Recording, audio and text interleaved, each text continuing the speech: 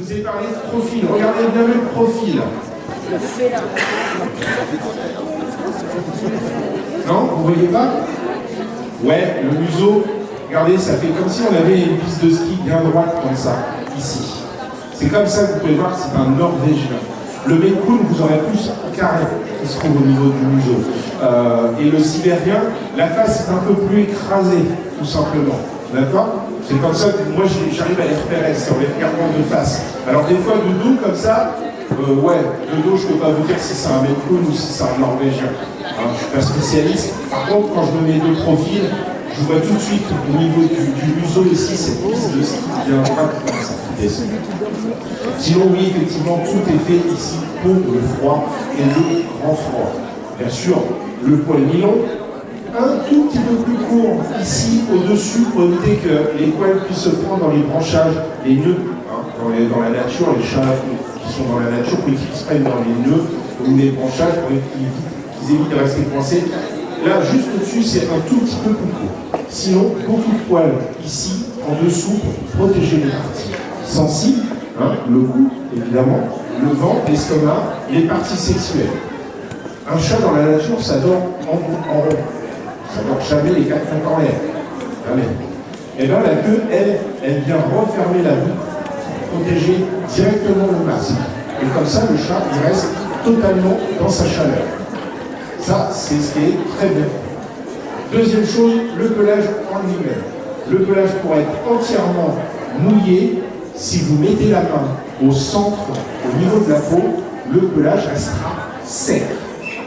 C'est fait pour. C'est exprès. La neige fond, ils peuvent aussi aller dans l'eau, il n'y a aucun problème. Ils seront mouillés à l'extérieur, mais à l'intérieur, vraiment en profondeur, ils seront toujours secs. C'est un problème quand ils viennent ici en exposition, parce qu'il ne faut pas 1, 2 ou 3 shampoings, il en faut 4 pour casser cette petite pellicule qui est au-dessus, qui protège le chat autour. Je ne me trompe pas pour l'instant. Hein, c'est pareil pour les autres. Comment il s'appelle? Pertipita Bertelis. Il a quel âge?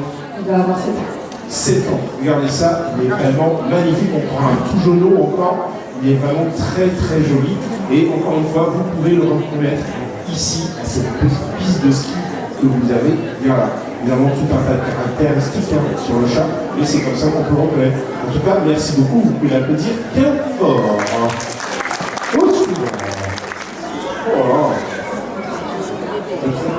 C'est un bébé là? Non.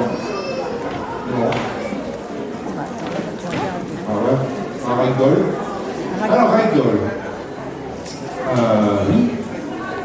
Ça ne ressemble pas du tout à ce que j'explique à chaque fois. Ah. Oui, elle est chocolatée à vie, point et blanc.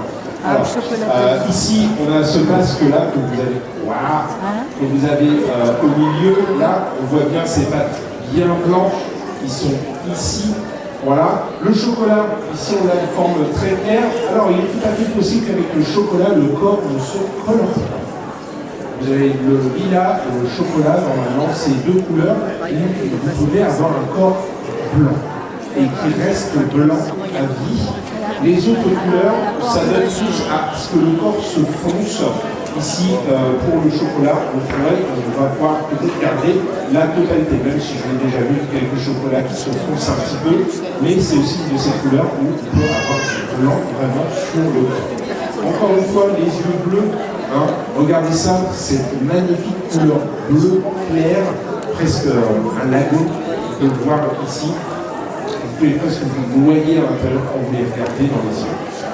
Ils naissent intégralement, tous les chapouins naissent intégralement blancs.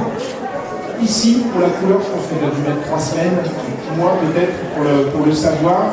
Alors ceux qui sont cibles, chocolat, ou des couleurs très très foncées, on va dire, parce qu'on peut avoir du chocolat clair, hein. Mais là, peut-être vous voir au couleur pour l'exemple des oreilles, je pense.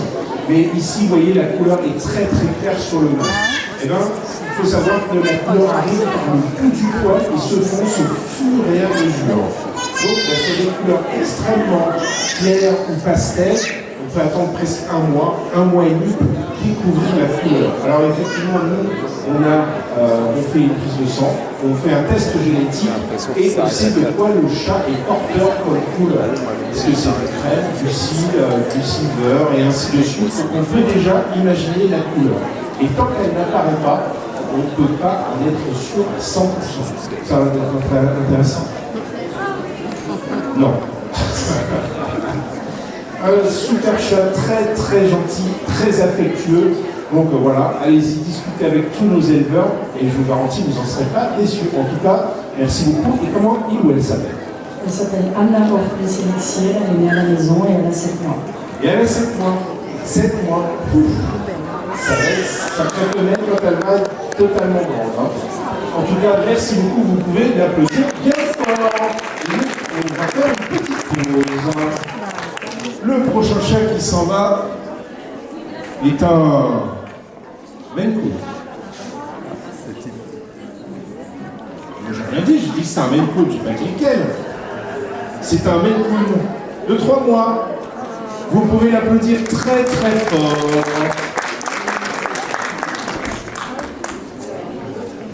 Le prochain chat qui s'en va est porté par une femme qui ne porte pas de lunettes. Ah ah! Mais elle porte une robe rouge. Je ne sais pas quelle couleur c'est. Vous pouvez aussi l'applaudir fort.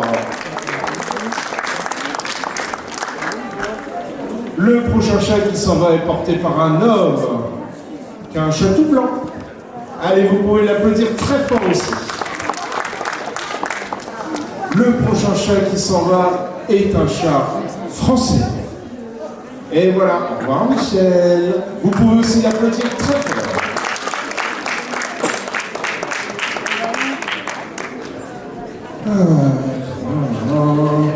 Le prochain chat qui s'en va est porté par une femme qui porte un jean bleu et avec un haut rouge. Vous pouvez l'applaudir très fort. C'est chiant, hein, c'est lourd. Hein, ouais, est-ce qu'il il est chiant en plus, le grand festin durait longtemps et tout.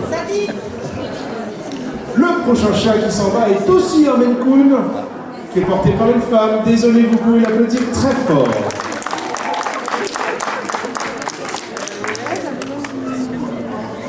Le prochain chat qui s'en va est porté par le seul représentant masculin ici. Vous pouvez aussi l'applaudir très fort.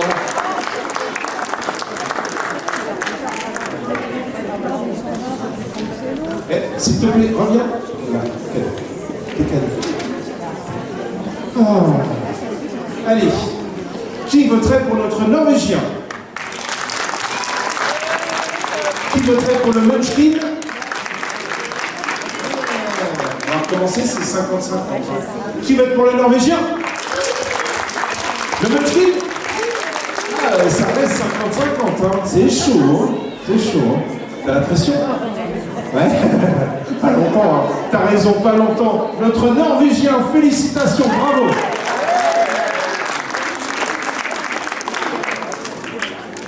Ah. Voyons voir si vous allez bien choisir. Qui veut un chat norvégien qui gagne aujourd'hui? Qui veut un chat français qui gagne aujourd'hui? Voilà, quand même. Un flûte quand même. Hein? Je sais pas. On voit ça demain? Non?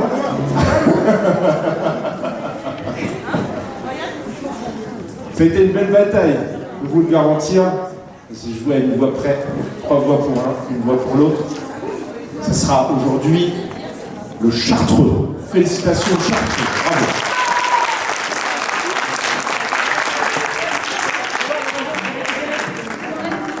Effectivement, nos expositions, là, celle-ci est petite, vous en faites beaucoup moins, mais il faut savoir que quand on fait une très grosse exposition comme Paris Animal Show, il faut à peu près entre 10 et 15 km par jour. Donc c'est vraiment énorme.